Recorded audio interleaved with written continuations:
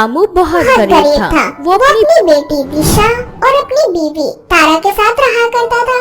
रामू अपनी बेटी को स्कूल भेजना चाहता था, लेकिन गरीब होने की वजह से वो अपनी बेटी को कभी स्कूल नहीं भेज पाता। रामू अपने घर की आर्थिक व्यवस्था चलाने के लिए मजदूरों की तरह खेतों में काम किया करता। उसे जो भी छोटा मोटा काम मिलता वो उसे करके अपने 2 वक्त के खाने का इंतजाम कर लिया करता। ऐसे ही एक रोज रामू खेती करके घर आता है। तभी उसकी बेटी बोलती है, पिताजी आप आ गए, मेरे लिए क्या लेकर आए? अपने पिताजी को माफ करना बेटी, पर आज भी तेरे पिताजी तेरे लिए कुछ नहीं ला पाए। पर मैं तुझसे वादा करता हूँ, एक दिन मैं तेरी इच्छा जरूर पूरी करूँगा। इतना बोलकर रामू अपनी आज की दिहाड़ी अपनी बीवी के हाथ में थमा देता है। अब हमेशा की तरह सुबह होते ही रामू काम के लिए निकल जाता है और आज भी उसे खेत में एक छोटा मोटा काम मिल जाता है। शाम को अपना काम करके रामू घर जा रहा होता है। तभी एक व्यक्ति अपने हाथों में सुनहरी मुर्गी लेकर आता है और रामू से बोलता है, भाई मेरा एक छोटा सा काम करोगे? कैसा काम साहब? ये मेरी सुनहरी मुर्गी है, मैं इसे अपने दोस्त के घर ले जा रहा था उसे गिफ्ट करने के लिए, परंतु अचानक से मेरे घर से फोन आ गया। मुझे पता चला कि मेरे बेटे की तबीयत बहुत खराब हो चुकी है, जिस वजह से मुझे घर वापस जाना पड़ रहा है। परंतु आज मेरे दोस्त का बर्थडे है तो मुझे ये मुर्गी उसे गिफ्ट करनी है। अगर तुम ये सुनहरी मुर्गी मेरे दोस्त को दे आओगे तो मैं बदले में तुम्हें इसके पैसे दूंगा। पैसे का नाम सुनकर रामू खुश हो जाता है और उस आदमी से बोलता है, ठीक है साहब, आपका काम हो जाएगा, आप मुझे एड्रेस बता दीजिए। ठीक है, मैं तुम्हें एड्रेस देता हूँ, परंतु कल सुबह 10 बजे तुम मुझे इसी जगह पर मिलना। मैं अभी तुम्हें तुम्हारे पैसे नहीं दे सकता, परंतु कल सुबह मैं तुम्हें तुम्हारे पैसे दे दूंगा। इतना बोलकर वो आदमी रामू को वो सुनहरी मुर्गी देकर वहाँ से चला जाता है। रामू उस सुनहरी मुर्गी को लेकर चलने लगता है। तभी रास्ते में उसे किसी की आवाज सुनाई देती है, तुम अच्छे इंसान लगते हो, प्लीज मुझे उस पते पर मत छोड़ो, मुझे अपने पास रख लो और जिस आदमी ने तुम्हें मुझे सौंपा है उससे झूठ बोल दो कि मैं खो गई हूँ। अरे ये आवाज कैसी है जो मुझसे बात कर रही है, पर मुझे नजर क्यों नहीं आ रही? ये मैं हूँ रामू, तुम्हारे हाथों में सुनहरी मुर्गी, मुझे देखो, मैं तुमसे बात कर रही हूँ। अब रामू मुर्गी की तरफ देखता है और उससे बोलता है, ये कैसे मुमकिन हो सकता है? तुम तो एक मुर्गी हो और एक मुर्गी भला इंसान से कैसे बात कर सकती है? वैसे तुम देखने में भी बहुत अजीब हो, मैंने आज से पहले सुनहरी मुर्गी कभी नहीं देखी। हाँ, क्योंकि मैं कोई साधारण मुर्गी नहीं बल्कि जादुई मुर्गी हूँ। देखो प्लीज तुम मुझे उस आदमी के हाथों मत सौंपो, नहीं तो वो मुझे मार डालेगा। वो लोग बहुत लालची हैं। अगर मैंने तुम्हें बताए हुए पते पर नहीं छोड़ा तो वो आदमी मेरी जान ले लेगा।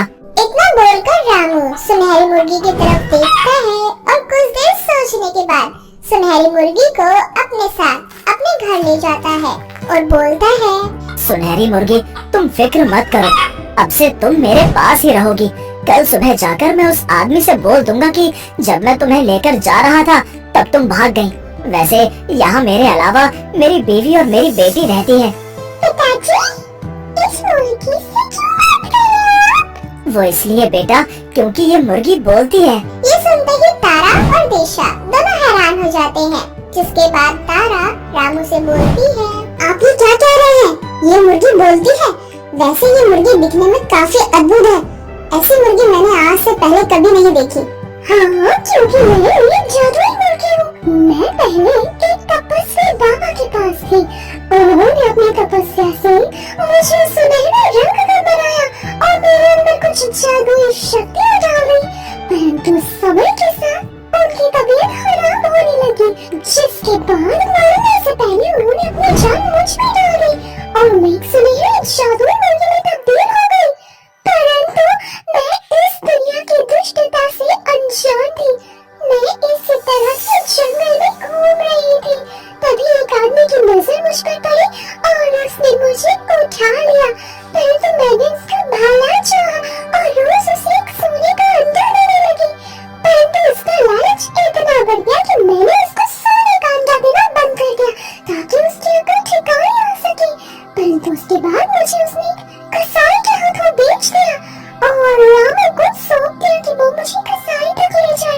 ताकि वो मुझे मार सके।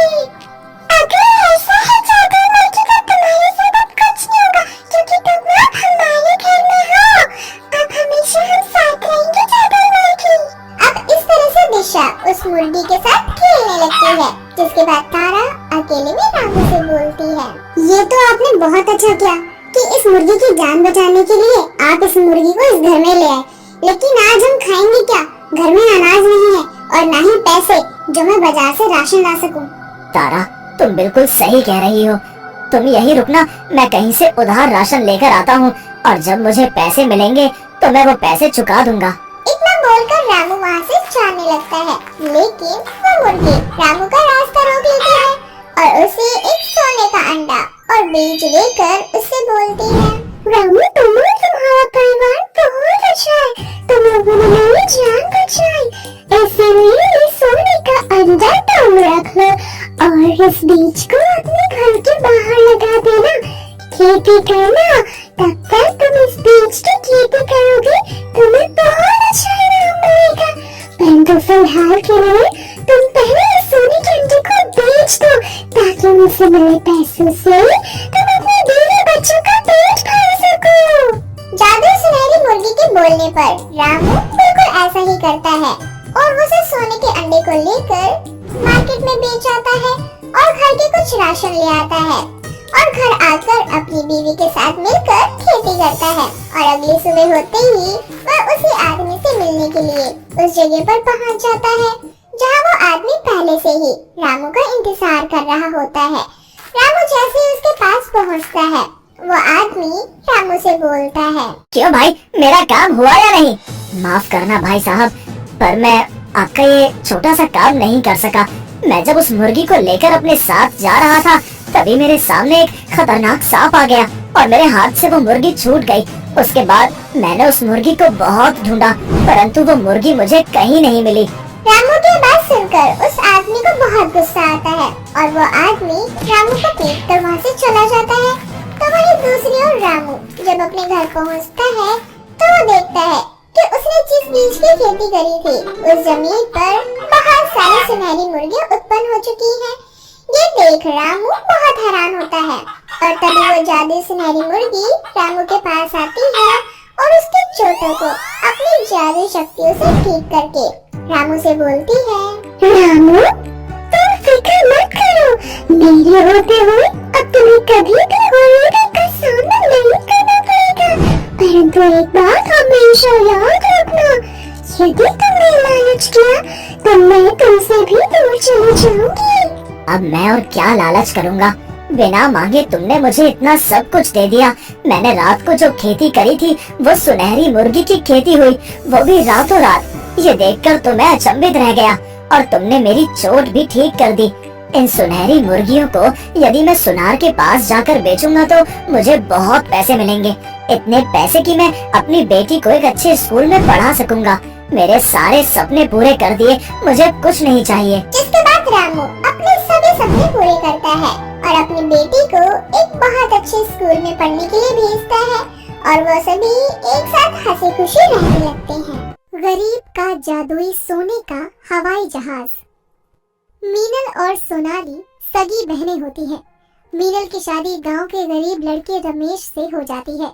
उसका पति अपने हाथों से लकड़ी के खिलौने बनाने और बेचने का काम करता था और सोनाली का पति सुरेश उसी गांव में जमींदार का बेटा होता है।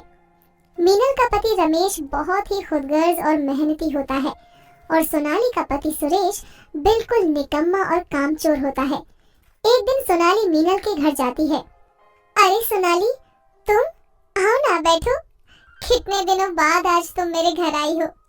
मैं इस झोपड़े में बैठने नहीं आई हूँ, बाहर मेरी एसी वाली कार खड़ी है, यहाँ कितनी गर्मी है।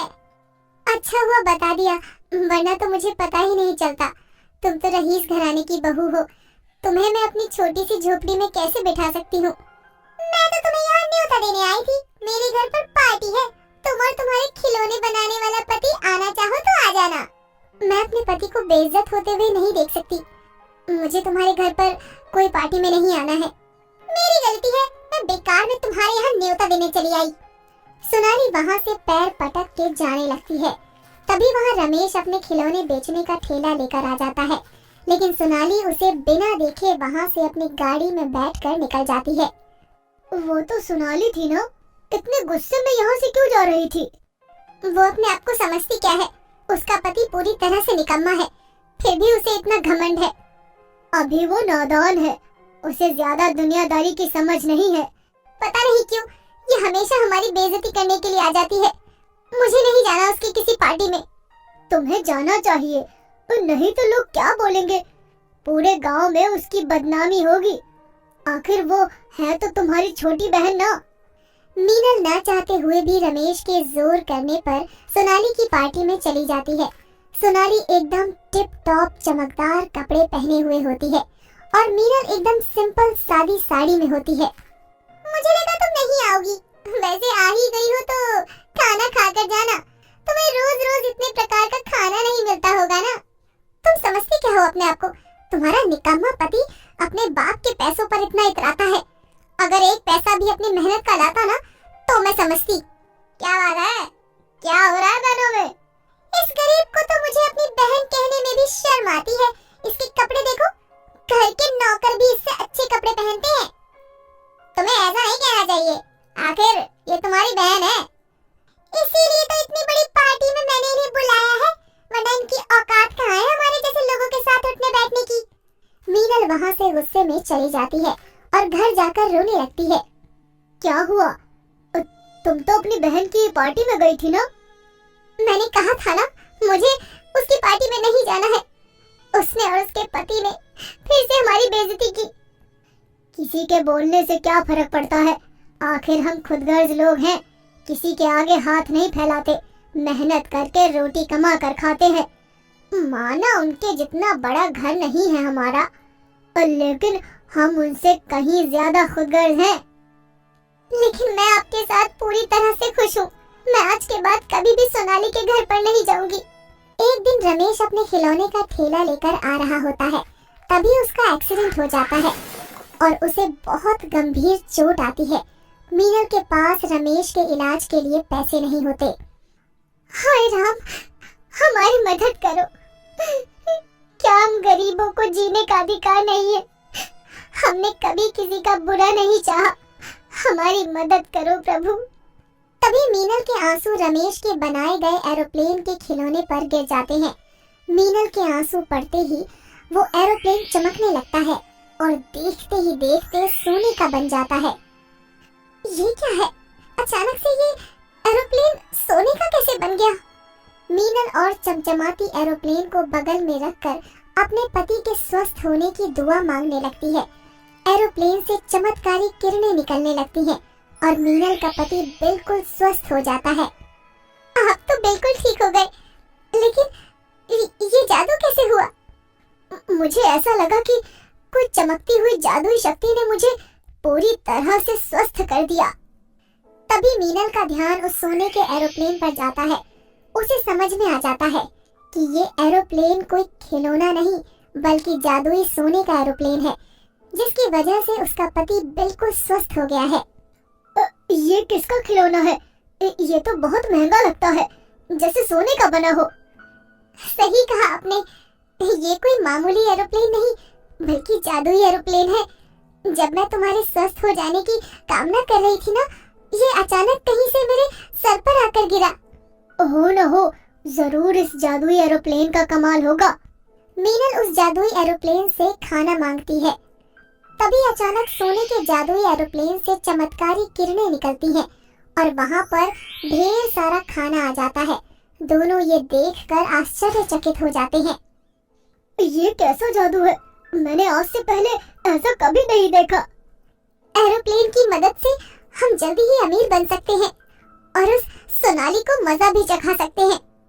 मीनल और जादुई एरोप्लेन से गाड़ी, बंगला, हीरे जवाहरात मांगते हैं और पलक झपकते ही वहाँ सारी चीजें आ जाती हैं। देखते ही देखते कुछ ही दिनों में दोनों गांव के सबसे अमीर व्यक्ति बन जाते हैं।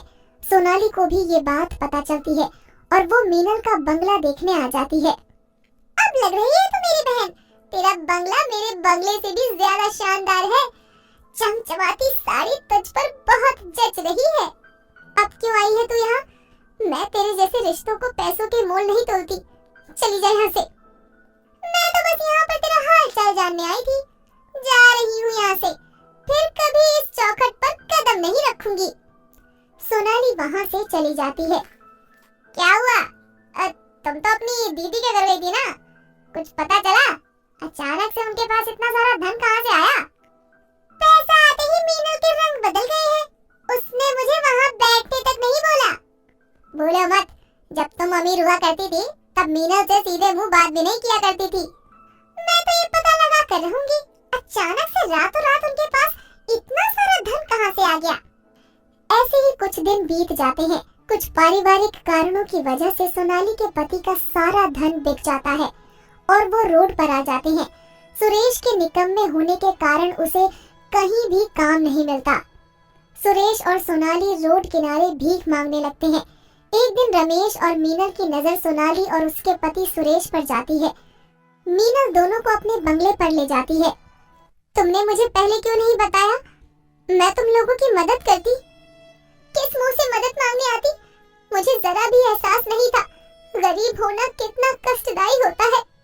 मुझे माफ कर दीजिए, मैंने अपने पैसों के घमंड में आपके दिल को बहुत दुखाया है। तुम चिंता मत करो, अच्छा करने वालों के साथ हमेशा अच्छा ही होता है। मेरे पति ने हमेशा मेहनत से पैसे कमाए हैं, इसीलिए ये सब धन उनकी सच्चाई और अच्छाई का परिणाम है। मीना सोनाली और सुरेश को माफ कर देती है और सोने के जादुई एरोप्लेन से उनके लिए भी नया घर मांगती है। तुम्हें चिंता करने की कोई जरूरत नहीं है, अब से तुम दोनों इस घर में रहना। मैं तुम्हारा किन शब्दों में धन्यवाद करूं? तुम्हें मेरा धन्यवाद करने की कोई जरूरत नहीं है, बस हमेशा अपने से नीचे वर्ग वाले लोगों की इज्जत करो और हर संभव समय में उनकी मदद करने का प्रयास करो। मीनल और सोनाली के रिश्ते अच्छे हो जाते हैं और सभी लोग खुशी खुशी रहने लगते हैं। आशा अपनी बहू निशा के साथ रहा करती थी। आशा बहुत गरीब थी और बड़ी ही मुश्किलों से उसके बेटे अशोक की नौकरी लगी थी, जिस वजह से वो शहर में था और आशा अपनी बहू के साथ गांव में अपनी छोटी सी झोपड़ी में रहा करती थी। अशोक को गए अभी कुछ ही दिन हुए थे। घर में जो पैसे थे वो सारे आशा ने अशोक को दे दिए थे ताकि वो शहर में जा सके।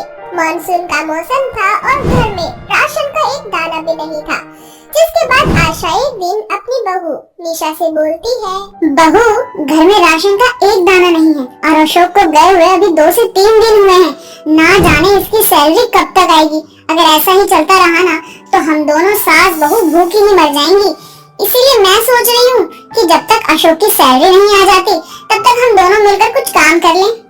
आप बिल्कुल सही कह रही है माँ जी, वैसे भी मानसून का मौसम आ गया है, भारी वर्षा हो सकती है और अगर बारिश शुरू हो गई तो घर से निकलना बंद हो जाएगा।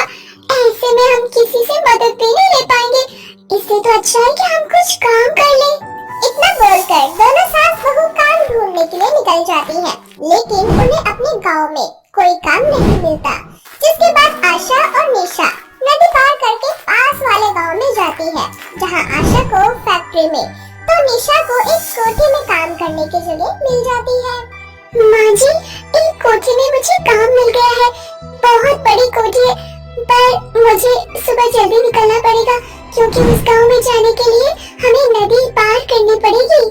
ये तो बहुत अच्छी बात है बहू, मुझे भी उसी गांव की फैक्ट्री में काम मिल गया है। फैक्ट्री भी दूर है तो मैं सोच रही हूँ क्यों ना सुबह हम दोनों एक साथ जाएंगे और शाम को आते समय मैं तुझे नदी के पास मिल जाऊंगी, वहाँ से हम दोनों एक साथ मिलकर घर आ जाया करेंगे। आप सही बोल रही है माँ जी।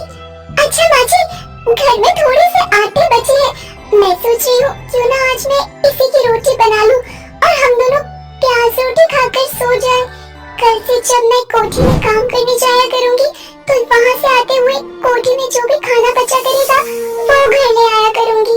अब इसी तरह से आशा सुबह उठकर फैक्ट्री के लिए चली जाती है तो वहीं निशा भी नदी पार करके कोठी में काम करने के लिए चली जाती है और रात को जब काम करके आती है तो कोठी से ही बचा हुआ खाना लेकर आ जाया करती है, जिसे खाकर दोनों सास बहू अपना पेट भर लिया करती है। ऐसे ही एक रात आशा और निशा सो रही होती है, तभी उन दोनों के मुंह पर पानी की कुछ बूंदें गिरती है और आशा की आंखें खुल जाती है। बहू, मुझे लगता है बारिश हो रही है और देख हमारे घर की छत टूटी हुई है जिस वजह से बारिश का पानी हमारे घर में आ रहा है। निशा उठकर बाहर जाती है और वो देखती है कि बाहर काफी तेज की आंधी और तूफान चल रही है और साथ ही बिजलियां भी कड़क रही है और बहुत ही जोरों से बारिश भी हो रही है। बारिश को देख निशा घर में आती है और अपनी सास से बोलती है, माँ जी, बाहर आज बहुत वर्षा हो रही है। अगर इसी तरह तेज बारिश होती रही तो नदी का पानी बढ़ जाएगा और उस नदी पर जो पुल है वो लकड़ी का बना है। मुझे तो डर लग रहा है, अगर वो लकड़ी का पुल टूट गया तो हम काम पर कैसे जाएंगे माँ जी। निशा अपनी सास से बात कर ही रही होती है कि तभी वो देखती है कि उसकी छत बहुत ज्यादा टपक रही है, जिसके बाद निशा घर का वो जरूरी सामान एक घाट पर रख देती है और जहाँ जहाँ से छत टपक रही होती है वहाँ बर्तन लगाकर बारिश के पानी को जमा करने लगती है। इसी तरह से दोनों सास बहू पूरी रात एक कोने में बैठी होती है और बारिश के रुकने का इंतजार कर रही होती है। सुबह होते ही बारिश बंद हो जाती है और वो दोनों काम पर जाने के लिए तैयार होने लगती है। जैसे ही घर से वो निकलती है वैसे ही उषा नाम की एक औरत दोनों के पास आती है और उनसे बोलती है, अरे आशा बहन और निशा बहू, तुम दोनों ऐसे मौसम में कहाँ चली? बहन, हम दोनों अपने अपने काम पर जा रहे हैं। अरे उषा बहन, कुछ दिनों के लिए घर में ही रहो। तुम्हें मालूम नहीं है क्या, सरकार ने रेड अलर्ट जारी किया है। मौसम विभाग के अनुसार पता चला है कि अपने गांव में भी कुछ दिनों तक लगातार बारिश होगी और आंधी तूफान भी चलेगी। हो सके तो गांव में भी बाढ़ आ सकती है या फिर बवंडर, इसलिए घर में ही रहो। उषा आंटी जी, हमें कुछ नहीं होगा और जैसे हमें लगेगा कि मौसम खराब हो रहा है हम घर वापस आ जाएंगे। अभी भूखे मरने से तो अच्छा है कि मैं बाहर जाकर कुछ काम कर लूं, ताकि ऐसे मौसम में अगर हम दोनों सास बहू को घर में रहना पड़े तो खाने के लिए कुछ तो हो। इतना बोलकर आशा और निशा अपने अपने काम पर निकल जाती है। आशा फैक्ट्री में काम कर रही होती है कि तेज वर्षा होने लगती है, जिस वजह से फैक्ट्री का मालिक सबसे बोलता है, आप सभी लोग जल्दी से अपने अपने घर जाओ, बारिश बहुत तेज हो रही है। अभी न्यूज आई है और सरकार की भी सबसे अपील है कि सब अपने घर में रहें। इतना बोलकर फैक्ट्री का मालिक फैक्ट्री बंद कर देता है, जिसके बाद आशा भीगती हुई नदी के पास जाती है और अपनी बहू का इंतजार करने लगती है। कुछ ही देर बाद उसकी बहू निशा भी वहाँ आ जाती है और अपनी सास से बोलती है, माँ जी, आप इतनी बारिश में रुकी क्यों रही है? बहू, मैं तेरा ही इंतजार कर रही थी। चल, अच्छा हुआ कि तू आ गई। अब चल जल्दी घर चलते हैं। सरकार ने रेड अलर्ट जारी कर दिया गया है और ये भी कहा है कि बहुत जगह पे बाढ़ आ चुकी है। सभी को सख्त हिदायत दी गई है कि सभी अपने घर में रहें। हाँ माँ जी, मैं जानती हूँ, तभी तो आज मैं भी जल्दी आ गई।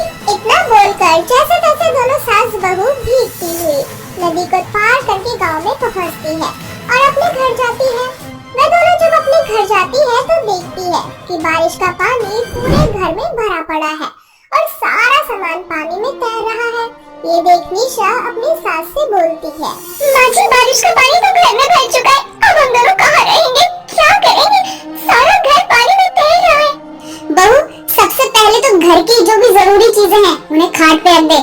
अभी पानी ज्यादा नहीं भरा है, क्या पता बारिश रुक जाए। इतना बोलकर वो दोनों घर के कुछ जरूरी सामान लेकर घाट के ऊपर बैठ जाती है, लेकिन धीरे धीरे घर का पानी बहुत ज्यादा बढ़ जाता है और तेज आंधी तूफान चलने की वजह से उनकी घर की छत भी उड़ जाती है। जिसके बाद वो दोनों अपनी जान बचाने के लिए घर से बाहर जाती है। गांव में अब बाढ़ आ चुकी थी, कई लोग बाढ़ की चपेट में आ चुके थे, कितने ही लोग बाढ़ के पानी में बह चुके थे। किसी का सामान बाढ़ के पानी में बह रहा था तो कोई इंसान बाढ़ के पानी में बह रहा था। न जाने कितने ही लोग अपने बच्चों को कंधे पर लिए इधर उधर भटक रहे थे। उन्हीं में से थी आशा और निशा। देखते ही देखते बाढ़ का पानी इतना ज्यादा बढ़ जाता है कि आशा को सांस लेने में दिक्कत हो जाती है, क्योंकि आशा को तैरना नहीं आता था। इस वजह से वो पानी में डूबने लगती है। अपनी सास को पानी में डूबता देख वो जल्दी से अपनी सास को पकड़ती है और लोगों से मदद की गुहार लगाती है। कोई है, हमारी मदद करो, मेरी सास की तबीयत बहुत खराब हो चुकी है, कोई हमारी मदद करो। इस तरह से निशा अपनी सास को पकड़कर बाढ़ के पानी से लड़ रही होती है, लेकिन अब वो भी हिम्मत हार चुकी थी। देखते ही देखते उसकी आंखें भी बंद होने लगी थी। तभी एक हाथ उसकी ओर बढ़ता है और कुछ देर बाद निशा और आशा की आंखें खुलती है। जब उन दोनों की आंखें खुलती है तो वो दोनों खुद को एक कैंप में पाते हैं, जहाँ एक आर्मी ऑफिसर उन दोनों से बोलता है, मैडम आप दोनों ठीक तो है ना? जब आप दोनों को पता था कि बाढ़ आप दोनों के गांव में आ चुकी है तो आप दोनों बाकी लोगों के साथ एक जगह पर क्यों नहीं गए? हमारी रेस्क्यू टीम अगर सही समय पर नहीं आती तो आप दोनों अपनी जान से हाथ धो बैठती। इतना बोलकर वो आर्मी ऑफिसर वहाँ से चला जाता है। कुछ देर बाद निशा और आशा कैंप से बाहर निकलती है, जहाँ वो दोनों देखती है कि उनके ही जैसे न जाने कितने गरीब लोग हैं जो बाढ़ की चपेट में आ चुके थे और रेस्क्यू टीम ने उन्हें बचाया था।